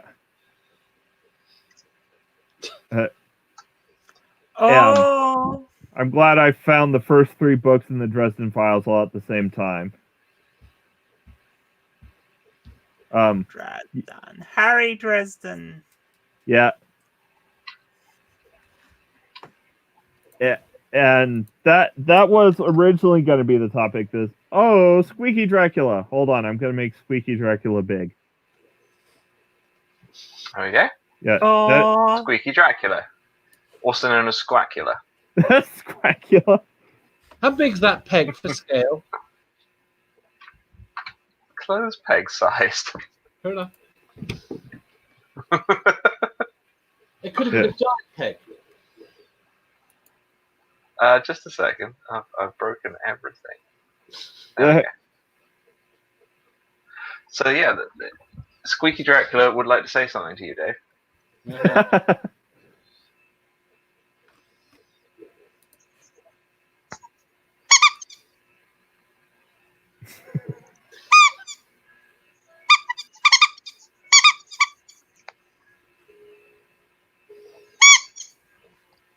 Those are very good points, Squeaky Dracula.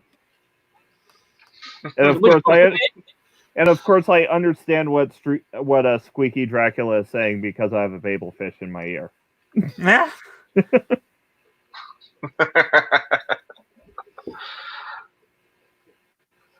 Feel like Squacula is a duck.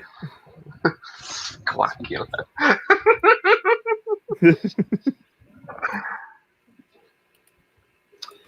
Why do you have a squeakacula? Squeakacula? Yeah. So that I can do this.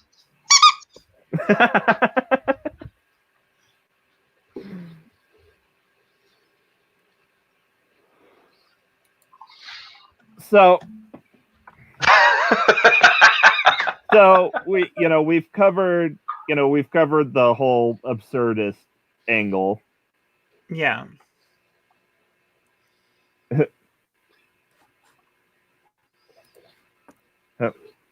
Why does he sound pissed? Because he's adorable. Yeah. Anyone with a babelfish in there would obviously have heard that he is railing against the world because of how impotently adorable he is.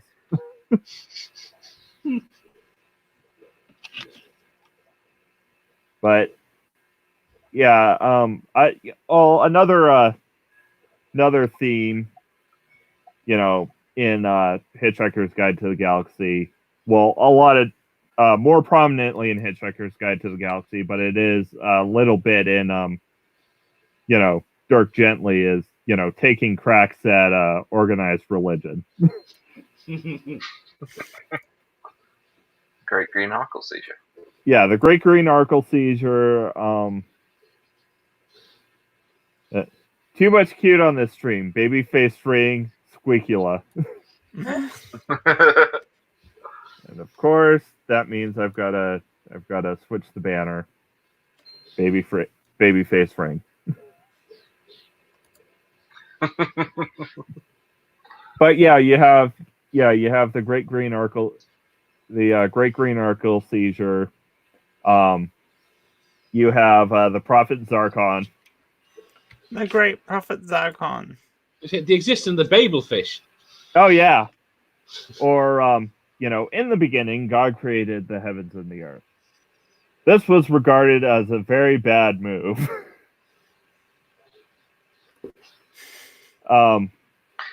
See, I've forgot this sentence. I've told you the story of how I listened to the Hitchhiker's Guide series before, haven't I? No. Okay, I used to have it on CDs that my dad made for me. So I would listen to it in bed because I found I would struggle to sleep if I didn't have some background noise. So I know the first half of a lot of episodes very well, and the second half of them not quite so well, because I would listen to the first half, then fall asleep. Yeah. So I'd be there in the morning going, I'd listen to them sort of in the daytime sometimes. I go, I don't remember this bit. I've had that with some. Oh, this must be because I fell asleep halfway through the episode. Yeah. But also, whenever someone brings up, you know, best fictional spaceship, I will always say Heart of Gold, no contest. No, TARDIS is better. No, Heart of Gold. I mean, I like the Heart of Gold and everything, and I love its propulsion method, but it's just not TARDIS. Yeah. I like Slarty Bartfast's shit. Oh, yeah. We're about to go through this passage. It doesn't really exist. It scares the willies out of me. Yeah. You know, with its none of your business field. Yes. Somebody else's problem. Well, it's somebody else's problem field. That's the one. Yeah, somebody else's problem field. But the worst thing is they exist. Yeah, stares up my shirt. Yeah, the reason I'm wearing this shirt, I stated it at the beginning of the stream, but I'll go ahead and say it again. I don't have any Hitchhiker's Guide to the Galaxy shirts. So and Douglas Adams, however, did write a lot of episodes of Classic Who, hence the Doctor Who shirt. Yeah. But does that shirt mean that you're bigger on the inside? You'll have to ask Kissy. Yeah, you'll have to ask Kissy about that one. But or you know, a lot of the commentary about my birthday is at the end of the month. But I will say that I prefer. Oh, he's a large size, is he? I prefer an extra. I am technically a large size US, but I do prefer an extra large because I like the looser fit.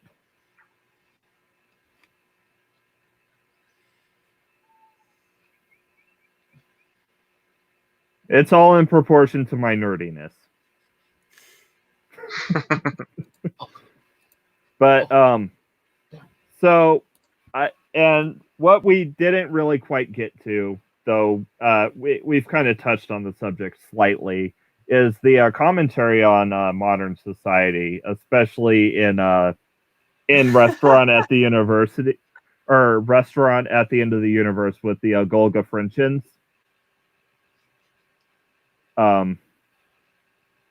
Where they crash land on, well, they send all their mundane, the telephone cleaners and the paper pushers, the middle management bureaucrat types off to Earth, and they try to, and of course their society is wiped out by a plague brought on by a dirty telephone.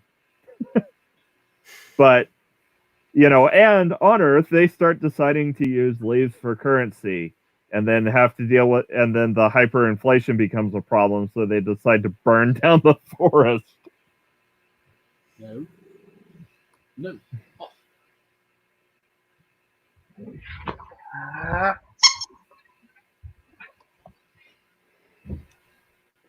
But yes, I agree.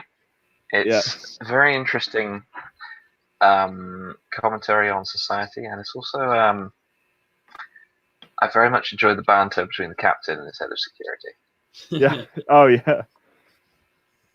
Or must you do this now, number one? I'm trying to have a relaxing bath. May I remind you that you have now been in that bath for over 3 years? Well, you need to relax a lot in a job like mine, don't you?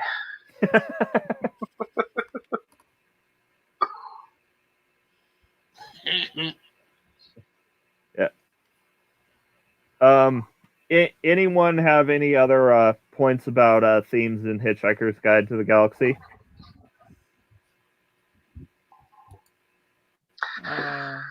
Well, certainly a lot of politics. Yeah.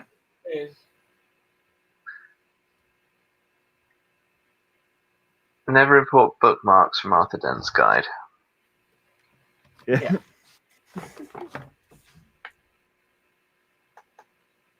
But yeah, about how, it's basically taking the, mundane modern life and looking at, and like the big concepts of the universe and looking at them both through the same absurdist, fantastical lens. And that's what really makes the series great. It's the same reason why I ended up falling in love with Terry Pratchett, because it's a similar thing, but with the fantasy universe. So, whereas you could almost believe with Adams that he was actually talking about our universe and our world. I tend to. I like both fantasy and sci-fi, and sometimes I enjoy a bit of crossover between them, but I tend to fall more on the sci-fi side than the fantasy in general. Yeah. If something like that happened to fig trees, what would the world be like today? Well, obviously, it would be demolished to make way for a hyperspace bypass. Yeah. I mean, you've got to have hyperspace bypasses. People have to get places. There's things to do in the universe. See, can't have a billion people stopping other people from getting to their jobs on time. All you need to do now is figure out what the question was. Yeah. We know the answer is 42. But we don't, 6 do we? times 9. Yes, we do. Yeah. Yeah, the answer to the question is 42. We don't know what the question is, though. And so what do you get if you multiply 6 by 9? 9. The problem is the answer's been corrupted by the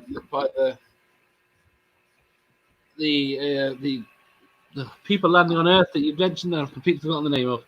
The Golga Frenchins. Yes. Golga Frenchins, yeah. And also, there is a theory that the question that if the question were ever found, the universe would blink out of existence and be replaced by something more strange and fantastical. Some people think this may have already happened. Yes, and other people think that the first two people are a bunch of bleeding idiots.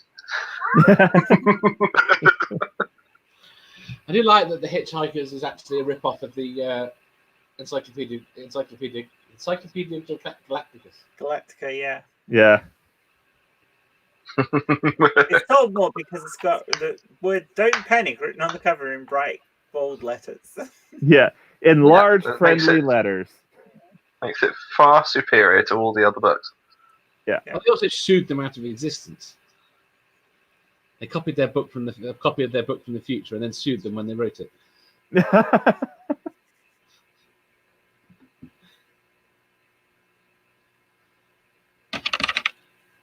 So, I think once you get time travel, the issue of copyright becomes a much more complicated subject. Oh yeah. Oh, yeah. Although, Lots of issues become more complicated with time travel. Yeah. like when time travel was invented, time travel was, by its very nature, invented simultaneously at every moment in time. Yeah. There's a film recently released about it, about someone that invented time travel. And then at each point, it cuts every few minutes to someone else having invented it and changing things. Yeah. And completely failing, and you are the only one that manages to maintain a thread throughout of it, because within the context of it, his family dies, they're killed off, all this stuff that happens that triggered it all gets undone because it ruins everything. Every attempt to do anything breaks it. We might have invented time travel 100 times in the past. See, there's as with most things, time travel is banned because it's been tried and caused far too many problems. Or I tend to avoid time travel in stories if at all possible because I find it really overcomplicates the stories. Either you end up with the Doctor Who scenario where time travel is essentially just normal travel, but so that you can turn up in different period dramas. Yeah. Or you get sort of the overly convoluted trying to have some kind of accurate portrayal of time travel, even though it's not. Yeah. You can't have an accurate portrayal of time travel, but you try to make it make logical sense, and it doesn't ever.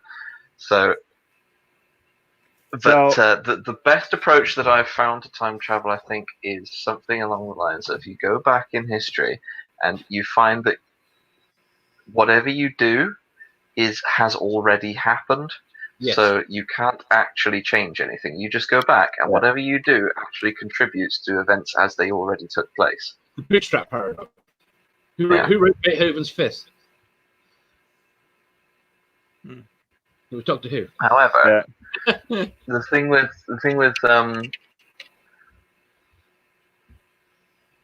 time travel. Oh no, I forgot where I was going with that. Carry on. Don't mind me. Yeah. What do we want? Time travel. When do we want it? That's irrelevant. I mean, basically, if you've got time travel, if you're not gonna end up with a universe that has paradoxes, that means the universe has to be completely deterministic. Yeah. Oh no, not necessarily. Or it can be many worlds with time travel. Yeah. You know where you know, like by going back and changing the past, you don't actually change your past. You shunt yourself into a parallel universe where the timeline goes down that direction. Yeah. Or you just not do a time travel story. Yeah.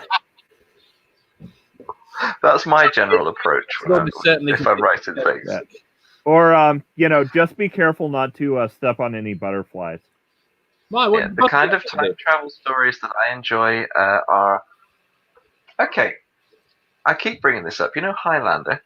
Yeah. I can't remember any of Highlander other than there can be only one. Yeah. Okay, well, they're immortal in Highlander.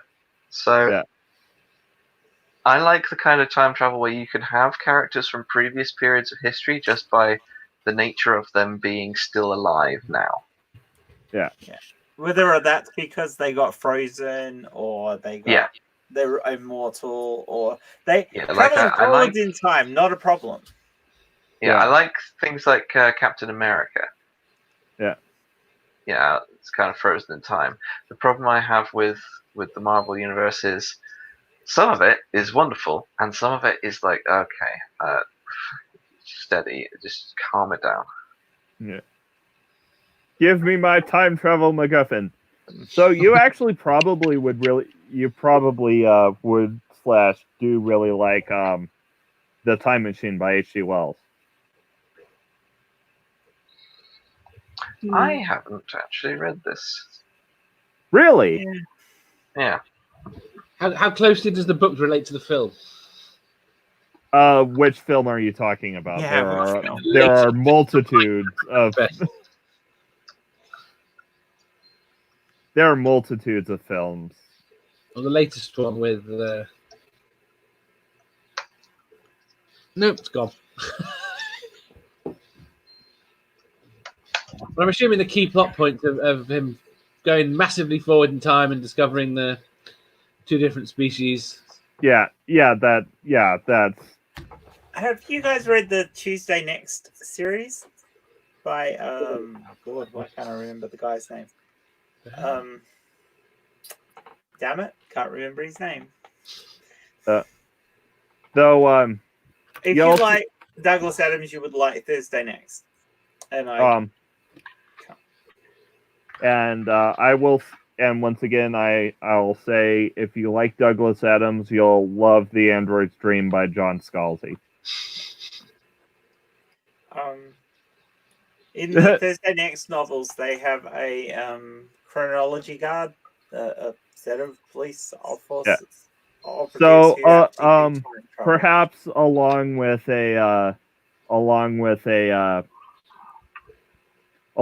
more nerdy shirts, a fidget cube might be also in order for for my birthday list. Here's what I've got for you here. This is kind of, if you could embiggen me a second. Oh, that's a dangerous proposition, but okay.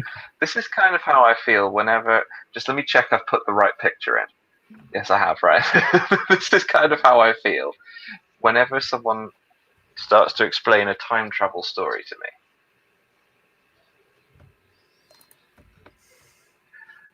What happens is I crash the software that allows me to show you pictures. There we go. This is kind of how I feel whenever someone tries to explain a time travel story to me. So then the guy, he goes back to the thing, but that's a different version of himself, because this is Dave 1, whereas that was Dave 3 that went back, because Dave had crossed his own timeline. And I'm there going, can we just not? Yeah, you'll really hate Robert Heinlein's All You Zombies.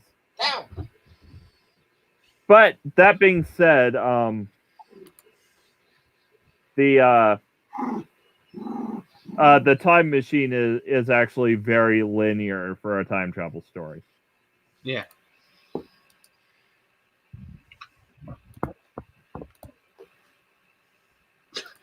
right, for anyone who's interested, here we go. Jasper Ford.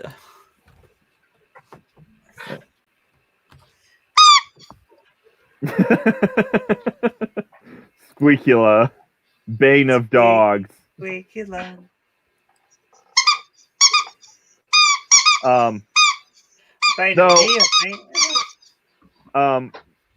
Though, and we could probably very much make another stream about Dirk Gently, but I mean, it's Douglas Adams, so might as well mention it here too. Oh, well, I already held the books up. Yeah, and we already talked about the Netflix series that it was a good series, but is not Dirk Gently. One of my favorite scenes in the Dirk Gently books, or like subplots. I think it's in Long Dark Tea Time of the Soul. Yep. where they avoid cleaning the fridge so long that it spawns an angry god. Yeah. Oh. Sentient life, yes. Yeah. But again, it goes big with the absurd. yeah, though the difference between the Hitchhiker's Guide and Dirk Gently is Dirk Gently is more at a through a mystical lens, while Hitchhiker's Guide is obviously through a more sci-fi lens. Yeah. The Dirk in the book is very different to the Dirk in the Netflix series. I mean, he still does the whole holistic investigation stuff, and some of the plot points that are in the books actually do show up in the TV series, but the storylines were totally. What do you think of the Dirk Gently? Was it BBC one? I love the BBC ones. Okay. With, Mangan. Paul Mangan? Mangan, this is me trying to understand time travel stories. Yeah. I love the whole bit with the sofa. It's like, how the hell did you get the sofa stuck? We'll take it back down. It won't go back down. I don't know. How did simulations? Yeah. It's impossible. It couldn't have got there. Yeah.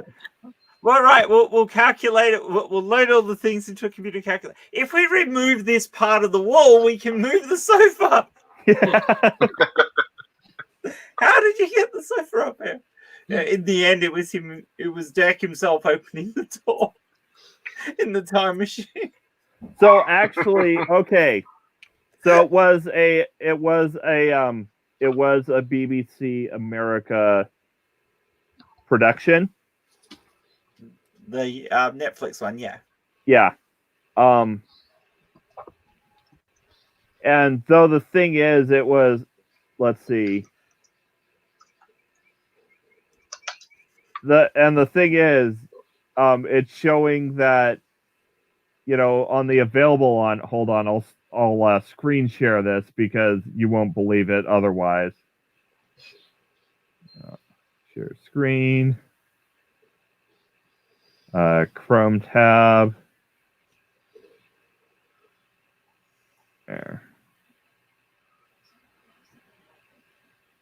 Oh. So as you right now? Okay, hold on. I'll zoom in a bit.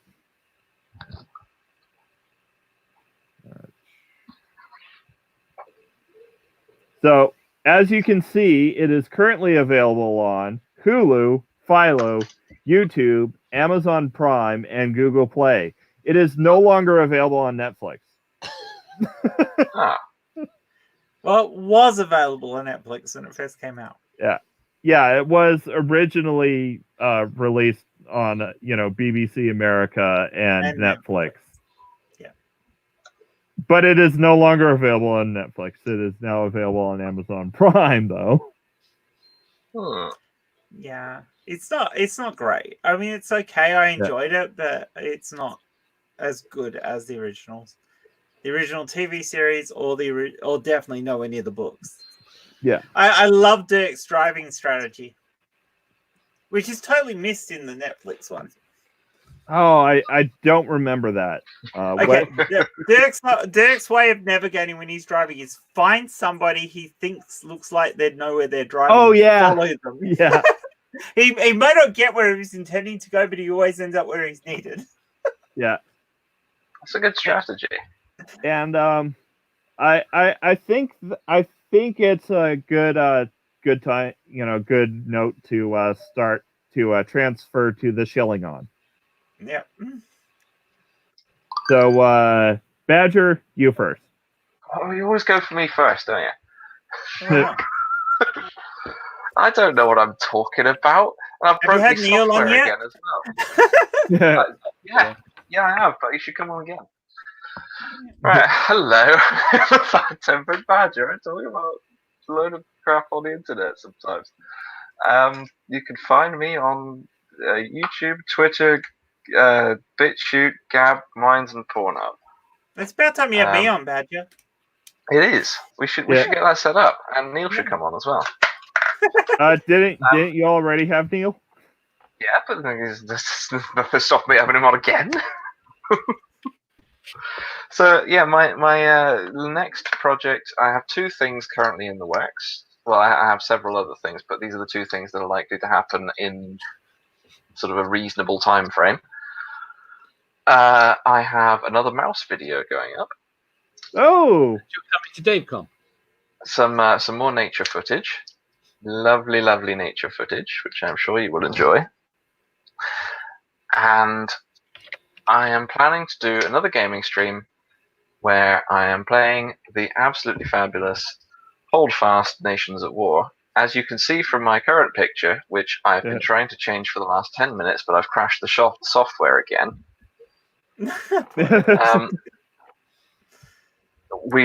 There is a stream on my channel called something like Battenberg Voyages, I think. So is Badger going to interview me naked and we're going to do it on Pornhub? Yes. I discovered that there is but which one of us is going to be naked is the question. Both of you. Oh, yeah. But yeah, I discovered that there is a naval mode in this game. So does that so you can look at your navel? me and a friend of mine are going to be playing the naval mode, and we gave it a little test, and it was very much like Master and Commander, the film. So there we go. Yeah. I was playing the ship's surgeon, and he was running around as the captain, going, "We don't have time for your damn hobbies, sir."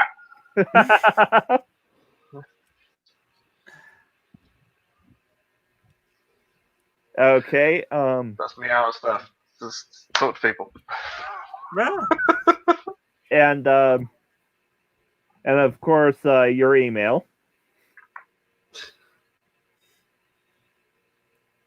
Oh, my email. Yeah, I almost forgot. If I do conversation streams on my channel, if you wish to come on my channel for a chat with me, if you have a topic you want to discuss with someone, particularly someone of my particular views on things,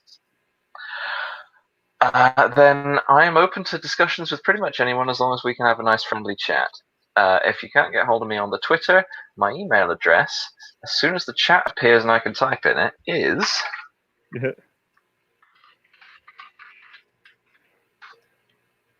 badger@cock.li. Yeah. Don't lie to us.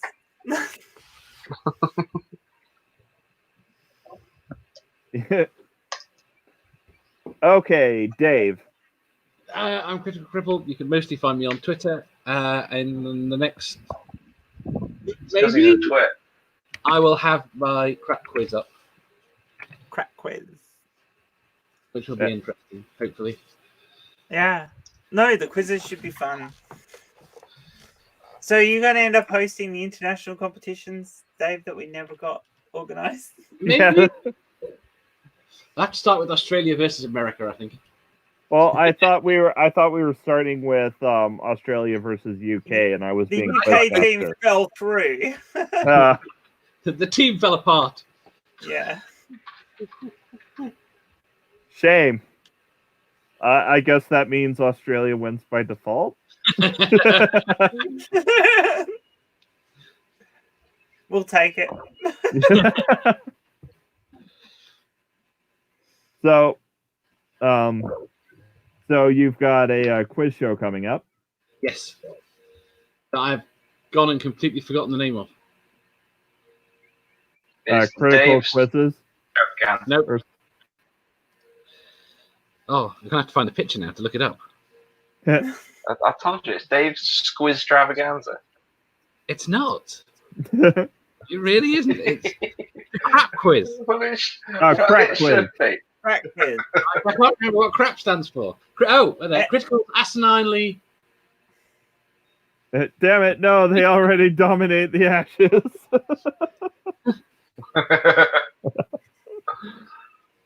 We're good. We're that good. We're not really. You guys have kicked our asses before, so we can make a new UK team. Badger is awesome at quizzes. Is the quiz about Star Wars pre-Disney? Post-Disney. You'd be good at answering the Disney questions. If somebody asks, what happened in The Last Jedi, you'd be able to say the whole fucking thing went down the fucking toilets. I can tell you exactly what happened in The Last Jedi. They made a complete bloody mess! Yeah. The Force Awakens, yeah, they took things in a weird direction and we weren't sure if they could make it back from it, but it wasn't too bad. So, sorry. Jen, go ahead and shield yourself. Hi, I'm Jen for Jen's Little Corner. I do shit and stuff on the internet. No, I make videos about science. What do I make videos about? Atheism, LGBTQ stuff. I also do critical bitches with Mama Atheist, and I have my communication show where we talk about the bigger topics in detail. So yeah, come check me out if you haven't already. But everyone in the chat, I think, knows me. So yeah. But if future when Ring's got a huge, enormous channel, and I'm still in the doldrums down here with Buckle, Ring's got maybe some people will watch this and follow me back. Follow me. Yeah. What was that? You think Ring's got a huge, enormous something? When he's got a huge following. Uh-huh. I wasn't sure that's what you meant. We I don't know. Anything else you'd have to ask Kissy. Huh? Yeah. We all know that Amanda's the real rising star. Oh, she is. She's awesome. Yeah. She is going to eclipse us all. But so that comes to me Tuesday, or I'll try and get it out by Tuesday. It's gonna be a slightly more lighthearted video than, my Danger to America video from last week. Talking about the millennium long crutch, i.e. the how and Danger Hissy says #DamnItJen. But how apologists tend to lean on the cultural dominance of the religion in their region when arguing for their god. Yeah, I'd like to say in response to what the Crimson said, the only way to fix Star Wars is a Dallas moment. They've got to have Luke wake up and go, "That was a fucking nightmare." Yep, that's exactly what they need to do. They need to have Luke Skywalker wake up on the Jedi Temple on Yavin. Yeah. And just go, "Oh, that was a terrible dream." Why don't they just reboot it completely? And then what they should do is they should reboot it back to the boot that they had on when they made the proper expanded universe. Yeah.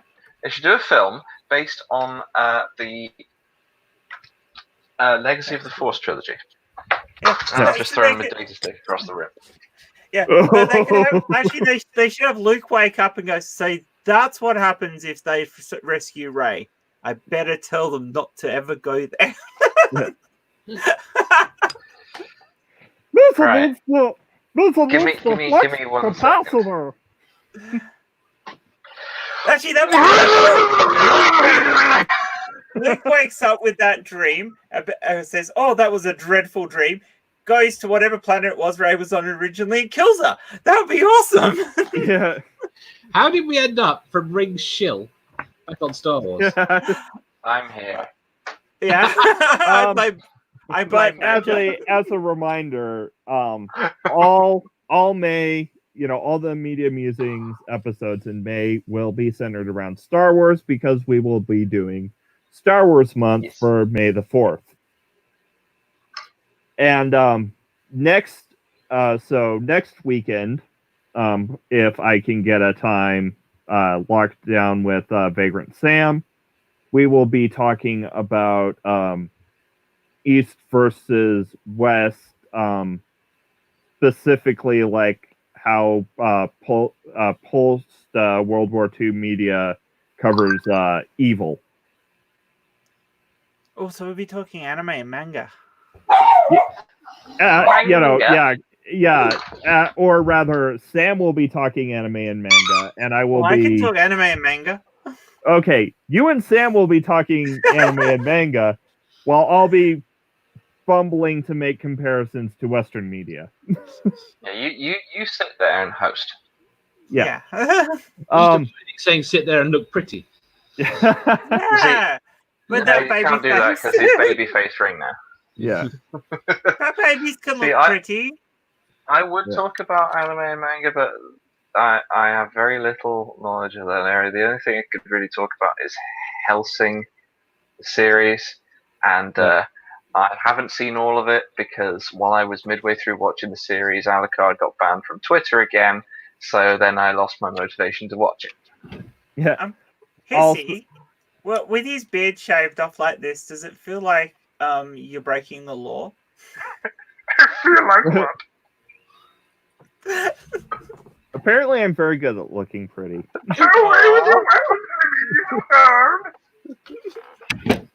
But anyways, I'm also every Saturday at 10 Mountain Standard Time. I am on the Daily Atheist morning show, or the Daily Atheist channel, running their Daily Atheist D&D game.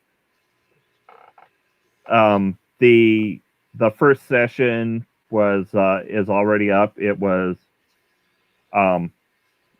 posted yesterday. I'm probably going to be mirroring it Wednesday. So if you want to support me, you can wait until Wednesday and watch it on Ring.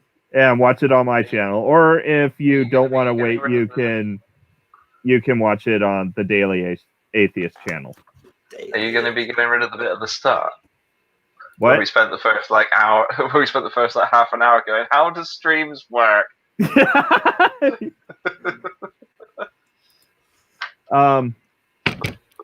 Also, but also, lastly, this is a lastly. I do also now have a Patreon. Woo! I currently have 0 patrons, but there is an alternate in card from my letter to Saint Ron, and I will be from my serious, from my threats to the U.S. video, I felt the topic was too serious to do like a video in card, so that's why I had it cut to black. But I will be releasing the video version of that in card as a Patreon exclusive. Cool. And I think that's about it. Oh no. Boring. Yeah. No. There's a serious issue that I have to bring up here. Okay. Right. No, that's not the stream. Is it Star Wars related? No. Is it D&D related? Also, Danger Hissy says little bit and don't kink shame. So Mr. Alucard has just tweeted me with this. This is one of the timeline. This is the flex capacitor.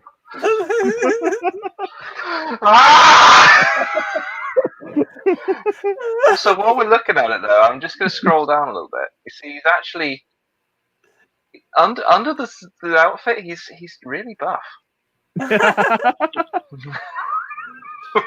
He'd have to be. He swims every day. Yeah.